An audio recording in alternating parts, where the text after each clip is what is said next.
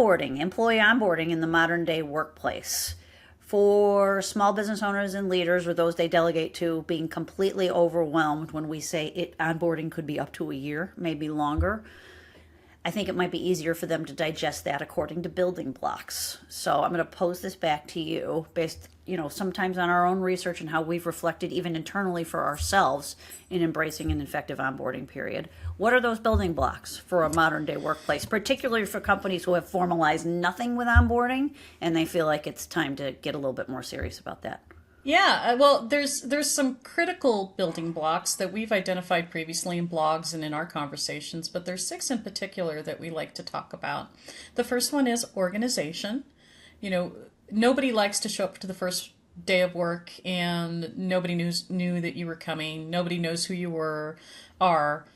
You don't have an ID card. You don't have a chair. You don't have a place to sit. That's just an easy way to tell the employee that you don't really care after you took the time to recruit and hire them. Right. So organization is actually a very critical aspect of onboarding, successful onboarding, if you will. Mm-hmm. You don't want that awkward first day of, I don't have anything to do. I showed up for work, but nobody has time for me. So number one, organization. I think a long time ago, Lisa on our team in California, I think this is where I love authentic blog writing for us. I think this was years ago. Her husband had started in a new job and it was exactly as you described. And she took that moment to write something about onboarding, like back in 2017, where I think at the title of it was I'm new here, I guess no one seems to care, or something like that. Yeah.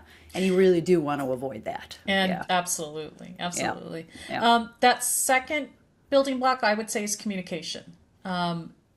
Be present, not just be prepared. Be present. Be there. Understand that employee is relying on you and your attention. Mm-hmm. Call them by name. Check in on them throughout the day or the first week or the first month. Give them someone to go to with questions. I am a strong advocate for peer mentors and peer buddies to augment what a supervisor or a coach can provide. Think of onboarding as customer service. Our employees are as much of a stakeholder as our customers are. So when you're thinking about our culture. Onboarding, it's your culture. So when you're thinking about onboarding, that's part of communication. How are you communicating to the employee their value in the organization? They're an internal client. Treat them like that through the way that you communicate. Right. Another important pillar would be appreciation. You hear people say, oh, well, we're going to have the CEO meet the new employees, or we do a lunch and learn. And some organizations say, well, why do you go through all that? What's the hassle? What's the benefit? It really is personal, and it is a welcoming from the organization. It shows them, again, like communication, where their value falls. So a first day luncheon with the team, any kind of personal touch, it goes a long way. And feeling appreciated helps to cement the retention philosophy for that employee, because every interaction is a message to them. So appreciation is an important pillar that should always be built into everything you're doing onboarding. Education. And I don't just mean education in respect to the job. I mean education about the who, what, where, why of the organization.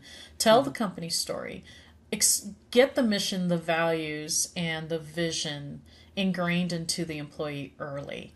Explain how their role contributes to the bigger picture. Whether it's change management, whether it's onboarding, whether it's growth and evolution with an organization, when an employee understands how every single thing that they do impacts the overall organization, and better yet, they understand what the values and the mission and the vision are for the organization, and they can make day-to-day decisions to align. The better it is for the employee, but the better it is for the organization. So totally true. Educating employees on that. Transparency. And how talked about do I this matter? in a podcast earlier today. Yeah. I mean, and think putting ourselves back into the employee's shoes. How do I matter is an important question to them. Where do I fit? How do I take this phone call? Where is my work substantively important? Yeah, how I talk to someone, how I relay information, how well I do the job, how carefully I tape something. Whatever the task is, understanding how that impacts the organization, that's huge. That's part of education. Dedication. You need to be dedicated to your employees. Sink or swim is not, this goes right back to Lisa's husband, sink or swim is not Sink or a swim. workplace philosophy. Actually, if you're still doing it's sink or ineffective. swim, you have a 1980s workforce. I hate to tell you. Or just it's ineffective. So It plan certainly doesn't regular show that you're check-ins. serious. Yeah. So regular check-ins, you've always been an advocate of that. Regular check-ins, whether it's bi-weekly or at least once a month, sitting down with employees so that there's ongoing conversation that's comfortable and free and unthreatening. That's really important. And that shows that you're dedicated to developing and maintaining a relationship with your employee that's for the betterment of their work and in the organization. And again, going back to that appreciation, including time with senior leaders to connect them with the vision again. It's Right. just another way to do that. And then I think the last expectation that, from the soft skills or the last pillar is expectation. Sorry about that. We've always said this, and I'll reiterate the job description, if it's accurate, if it's updated, is Reasonably one of the accurate. most, I think a lot of people avoid job descriptions because they can't get it 100% right. Oh, yeah, no. You're never going to get it 100% right. Go There's for a- 80-20 at best, because I would say with the way technology is changing and how fluid organizations are, and what you learned at Work Human, in fact, about you may have these goals or these ideals, but there's different scenarios based on fluid circumstances to get to that goal or that end result. That's where you have to say, if the job description is 80% correct, we're doing pretty good, because the 20% is going to get fixed and updated all the time anyway. Is that about right? There's a reason for that last sentence under critical job duties that says other duties. Other as duties assigned. as assigned. There's a reason for it, right? Yeah. But anyway, for job descriptions, that's a source of expectations. Having the employee have a clear understanding of what is expected of them, where their accountabilities lie, what is the critical part of their job, what are the soft skills, the competencies that they need to hold and to develop to be successful in the role. That is probably the most critical pillar. What am I here to do? What am I here to accomplish? And how am I going to be evaluated on that?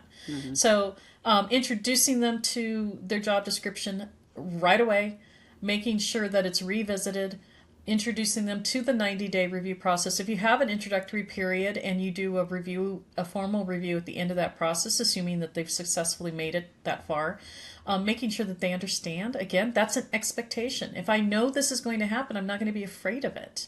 And keeping conversations two-way. Feedback on obstacles, feedback on needs and concerns. We've had a number of conversations about revamping our own onboarding from time to time.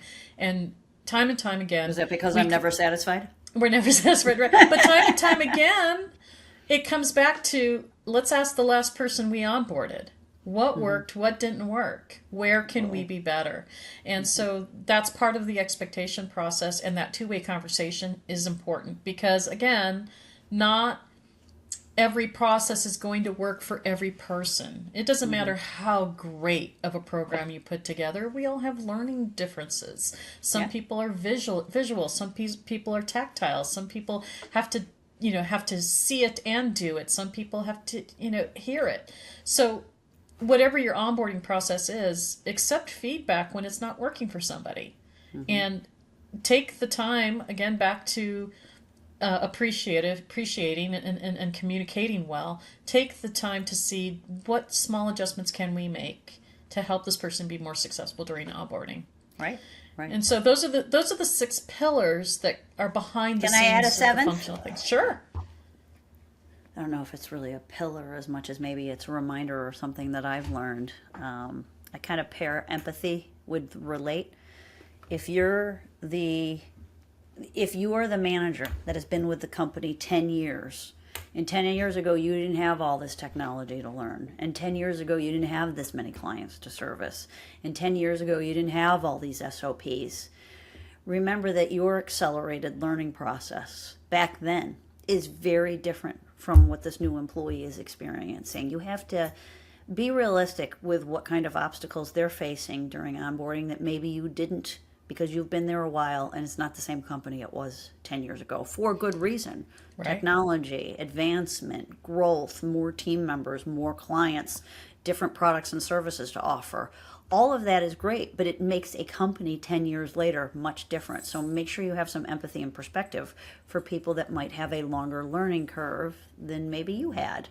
Because if you And really I'll push yourself to understand it's not the same company it was 10 years ago, that's, I think, where relating and empathy and patience comes into play when it doesn't quite fit the timeline you wanted for the onboarding finish line to be crossed. Yeah, and I'll add a thought to that.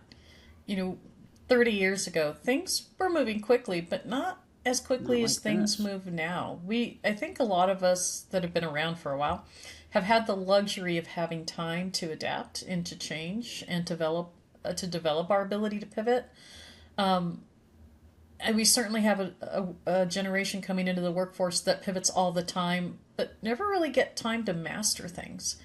So, just the speed at which the world works, I think at times we need to stop and understand that, revisiting things, augmenting knowledge and experience a little more than we're accustomed to doing, that might be important for somebody who's new in a workplace these days. Things Sure. just move so fast, and we've had, like, again, the luxury of time to adapt. New employees don't. And so it's something that we always have to take into consideration. Something I've learned with some of our team members or newer team members, let's say hired in the last 5 years, because I don't know if you noticed, like by next year, more than half of our team, not including me, will be here 10 years or longer. Right.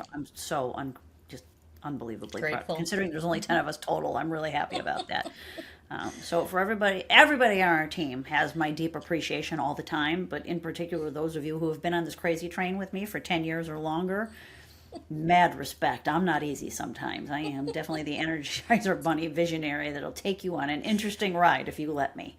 But all that being said, what it reminded me is for the newer employees, and I think Kim talks about this a lot, psychological safety at work and being an authentic organization, that when we say you're going to be seen, you're going to be heard, it's open door. Open door doesn't mean you always get your way, but open door means you have a safe place to go to your leader or your manager or somebody on the leader team and say, this isn't sitting well with me, or I don't understand it. Or in essence, why do you do it this way? So I'll use the example of we had a newer employee completely overwhelmed and aggravated in her first 90 days about our 7 tabs SOP for QuickBooks Time. Which at face value, it does look ridiculous. Like, how serious do we really need about QuickBooks Right. Time? But all it took was her having the courage to express concern with why does this have to be so complicated for me to do 2 things. Connect the dots between QuickBooks Time is set up as X so that invoices and reports look like Y. So that helped alleviate some of the why does it look this way. But when she said, why the 7 tabs? I said, because we're an organization that does our best to adapt to learning styles. I would say more than half the team uses tab 1. The other people that learn differently use the 6 other tabs. Yeah.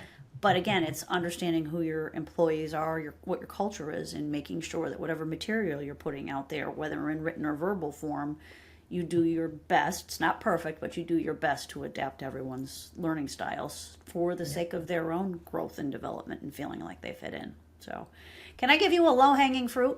Sure. Low-hanging fruit thing to answer. Because Mike King talks with me about this often. Because again, his perspective is HR people are awful, and in his mind, the fact that he's even giving me airspace would say I have somewhat cracked the code, and he doesn't think all of us are all stuck in the 1980s. But WizKid, Valerie Juarez, member of our leader team, growth manager of Inspiring HR, Now I'm scared. new new employee. So a new employee is about to start at one of the clients that we're working with, and some of them have 10 employees, some of them have 70 employees. But let's just say one of our clients, one of our 80 employee clients that has an HR manager, but we're still working with them to add capacity, and because an HR department, one is lonely, and there's lots of things we do that HR manager does not want on their plate. So we have this nice HR support relationship with this client and this HR manager that is inside one of our client companies. When that HR manager calls us and says, I don't think I'm the one that should be meeting the new employee on day one. I think it should be their manager, but senior leadership doesn't agree with me. Where do we land on this? Who should be meeting that new employee on day one? And really what I'm talking about is, to your point, being organized and prepared and ready for them to arrive. Who's at the door ready to greet them on day one, in your opinion? In my opinion, and I'll give my rationale in a moment, in my opinion, the person that should be meeting them at the door is their manager, the person that they're going to be meeting with every single day. Look, HR is certainly part of an orientation or day one or onboarding experience, but I didn't hire the office engineer or the mechanical engineer to work with HR on a daily basis. That's not the relationship that's critical to the organization. The relationship that's critical is the employee to their team and that team's manager.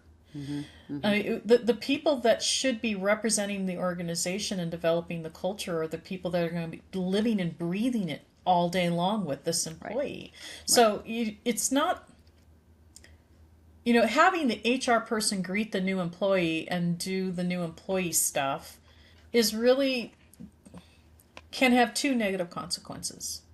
Yes, it can be a positive experience, but it can have two negative consequences. A, you're saying day one of my new employee, who's very important, I don't want to lose, isn't important enough for me to assign the most important person in that person's day to be with them. And to assimilate them into the organization. And B, it's relegating HR to administrative tasks that, in some cases, administrative tasks. Is it HR or is it admin? Make up your mind. Right. Because effective of course, there's HR light and then there's real HR. There's always admin that's part of HR. That's comes with any job, right? But HR, if you're using it well, is there to support management and build them up so that they can build up the rest of the organization. So any place you can use them strategically, any place that you can use them to coach and to mentor and to be a resource to others is where you're getting the most bang for your buck out of HR. If you're using HR to just get the paperwork done, I mean, anyone can do. AI can do paperwork now. We talk about AI and HR, and if you're an there HR it is, person ladies and not gentlemen, using it, AI. We said it. If you're an HR person not using AI in any way, shape, or form, I'm sorry, you're falling behind. Yeah, you're behind. And so there are ways to make HR more efficient by utilizing and leveraging AI. But your experience and your knowledge you're a human, being able to use your humanness to help other employees excel, that's where you could really be making an impact in an organization. That's where companies are going to get a return from investment from their HR department. So if day one you're telling new employees you're not important enough to meet the people that you're going to spend all day, every day with, we're going to have HR take care of you, that's a terrible way to build relationships. Can I admit a major shortcoming of mine that, thank God, I've recovered from? I've told the story a couple other times, but Neil Wisloski, if you're listening, I will apologize for this till the end of time. One of my first HR manager jobs, new HR consultant joining our HR services team for a small PEO in Baltimore. I was excited, but I was also new to the role, and I hadn't picked him. I had inherited him, thank God, because I love him and I loved working with him. But in that moment, I was not organized and prepared. I was overloaded with this new department I was trying to reframe. So instead of giving you excuses, I'll tell you what I did that was terrible. And I so regret it. I feel so guilty still. And we're talking about, I've been carrying this guilt since 2002. The new HR consultant shows up on day one, and I sort of had a schedule for him. I certainly greeted him at the front door, but then you know what I did? Oh, Val. I sat him down at his desk. The computer wasn't working yet. I wasn't ready to do anything else. Sink or swim. I didn't think it through. I handed him the Maryland Employment Law Manual and told him to read it. Oh. Wah, wah. Neil, I'm sorry. I know I did better as a manager later on, but that was not a shining moment. But I say this to people who reflect part of the leader I enjoy being today is because I did make those mistakes and I corrected. And I was lucky enough to have people believe in my ability to correct and do better. Well, you're leading into my favorite saying.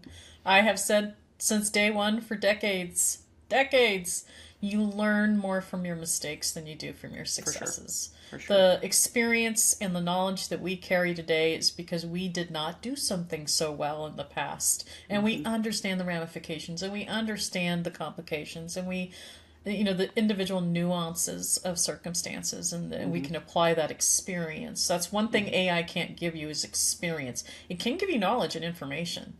Sure. But that goes back to how does HR pair with AI well? Leverage it for organization, leverage it for information, use your experience and your gut for the things that are human based. And I mean, if we want to talk about horror stories on day one and things that HR people either made a mistake doing or didn't know how to fight back, one of my roles. First, I'm gonna get a Val story. Here we go. I'm gonna give you a story. I rarely give you stories. I'll give you the story. I'm more the storyteller in this relationship. Go ahead, I'm ready. I have those stories though. One of my roles when I was quite young, one of my first, not my very first, but one of my first HR leadership experiences. I walk into the door my first day of work, an hour into my first day of work, where, oh, by the way, I didn't even get an orientation because I was the new HR person and there wasn't a previous HR person, so there was no orientation for me. Sink or swim, Val. An hour into that day, I had a senior manager come in and inform me that one of the first things I needed to do by lunch was to fire somebody. Oh my God. Oh no. And as I talk about just, and that was such a cop, now, decades later, I can look back and say, what a cop out, what a cowardly, what were you thinking? And the guys, of course, this is, the guys involved in this plot. This is a perfect example, though, of why back then HR was not set up for success. No, and the guys behind this plot were just like, we got out of that one, man, we stuck her with that. I obviously survived, and we got through it, but, that's just another example. Was it a Friday? Of relationships. Oh, my favorite day to fire people. I started on a Monday. I'm kidding. Don't fire on a Friday. Don't ever. No, I have a theory, reasons behind that. No, It was a Monday. It was my first day of work. So, that's just another example. At least it was at the beginning of the week, but still. Right. At least they could go to the bank and make the changes and pay bills and do the things that they have to do. Go back out into the workforce. Apply for unemployment. All the stuff you do on day one. Termination. But yeah, I mean, if we're talking about how to leverage HR in relationships, even. I hate to tell you that even when you're talking about onboarding and retention, how you let people walk out the door is part of that cycle. Because now, especially in the world of social media, we didn't have that back in the 90s. Now, all that person has to do is say, get a load of this, what happened to me, all over the internet, social media. Your brand takes a hit. Now your marketing team's going to be mad at you. And now your marketing team's pissed. And now there's some awful Google review or Glassdoor message, and it makes you look terrible. I mean, those type of things, even terminating an employee can be part of the retention message, which is part of the package of onboarding.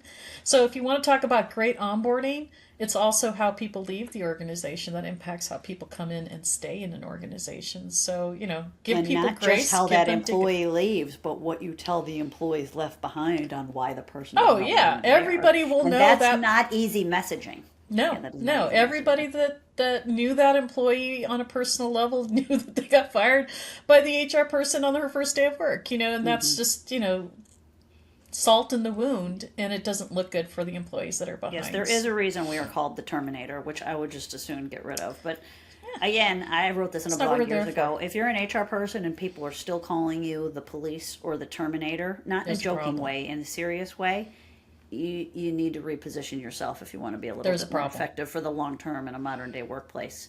Yeah. So I'm going to close with this because I want everyone to understand, if they're paying attention, where do we see the AI journey with an example. I'm going to add one and then you can add one. So we've talked today about onboarding, what HR should and should not be doing, particularly on day one of a new employee starting, how visible we are. So it begs the question sometimes to those small business owners with tight budgets. What do I bother spending money on HR for if you're not really doing anything? And I would argue, just think of this as an example. We now have AI.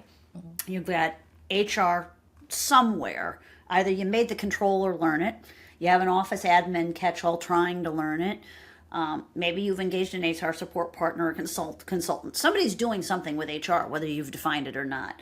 So we've got AI, some form of HR, and then the frontline manager. So what does that look like? I would submit that if you're working with a good, not even good, a medium skilled, medium experienced HR person, either as an external consultant or an internal team member at some level, for me it would go like this. AI has eliminated me having to start anything with a blank sheet of paper. It is an exceptional thought partner which elevates the work. It elevates the work and it makes the work go faster to get some sort of set outcome, right? Plus it sparks my thinking, it sparks my creativity. Why do I still need HR though? If I put a thing in AI, like I need an onboarding schedule for the first 90 days for a network programmer, for example, AI is going to pull from all kinds of ideas out in the internet world to give me examples. And we all know that prompting is important and getting specific is important. But at some level, I'm going to take AI as far as I can. And then me, as the HR person, applies human judgment to, are the things that I just got realistic and relevant for this individual company, with this individual vision, mission, and values, with this specific culture, with leaders that have this specific preference. Like, those are a lot of things that AI isn't going to read, and you need that human judgment to take the output from AI and then tailor it to fit the business. But the final piece is that output then needs to go to the frontline leader it's going to affect, like this proposed onboarding schedule. They get final call. But you've just taken two things off their plate, took the blank piece of paper off their plate, and you brought them most of the way through to the outcome, the onboarding schedule that we believe best suits that soon to be arriving employee. Is that a fair way to sort of explain the phases of use of HI versus subject matter professional versus the actual user community? Absolutely. I mean, there's a million other things you can take into consideration, but in the long and short of it is AI can make HR more efficient. Right. And at the end of the day, if you are an HR person that knows how to people watch, your observations and your instincts are going to be really valuable at the table on evaluating how people will respond to change, how people what obstacles might be in front of employees, what struggles employees may be going through, and how to adapt and grow from that. AI will do anything you ask it to, but instinctively, AI can't look across your workforce and say, this person feels badly, unless that person is punching all of their feelings into an AI chatbot. I don't think we're quite there. I mean, AI can do things like that. I mean, don't get me wrong. Is AI technically capable of evaluating somebody's emotions? Sure. When you plug all the information and stick them in front of a video, nobody wants AI floating around behind them in a camera with the radio. That's an invasion of privacy. So that's not going to happen immediately. So we're under surveillance by AI evaluating emotions. Not within the next week. People need to be part of the process for now. Right. And and being able to read the room is something that HR it's very important. Connecting the dots. It's very important. And at this juncture, AI is a partner. It's not a replacement. You know what it resonates? Courtney's often talked to you and I and our entire leader team about a high level of discernment. I would think that comes from HR professionals, particularly if they've been at a certain company for a period of time. That gut instinct discernment of this thing I just got out of AI, it got me 50% there, but the other 50% I'm going to have to fine tune based on my discernment of not just what our values say on paper, but how everyone feels about our values, or normal cadence for change management, or, perfect example, if I'm using AI to determine, are we going to stick with a simple IRA, or are we going to move to a 401k? What do I consider, what might be the timeline? AI may tell you, if you're prompting it to make it simple, that you can do this next quarter. But you already know you're the type of organization that we pre-communicate with the leader team. Everybody gets a voice. We think it through. We talk to the controller. We pulse check the employees. Then we work with the provider to make sure employees have 90 days to ask questions before this change. Well, then you're not switching from a simple IRA to a 401k in a quarter, but at least AI helped you frame out what you want your own project management to look like, and then you determine the timeline. Right. Yeah, yeah. Absolutely. I'm super excited about AI. I know some people are very worried about it. I'm cautiously optimistic. Where are you landing on it right now? Cautiously optimistic. I think there's certainly room for abuse, and there's certainly room for misuse. And there's room for overly trusting, where people forget that the data that's in AI is just whatever's out there. AI certainly hallucinates. AI will work very hard to convince you of something when it doesn't want to admit it doesn't know the answer. Right. So there are concerns, but overall, it's a tool. It's a tool that I wish I had 30 years ago. Me too. To expedite how fast and efficiently I could gather information and put things together.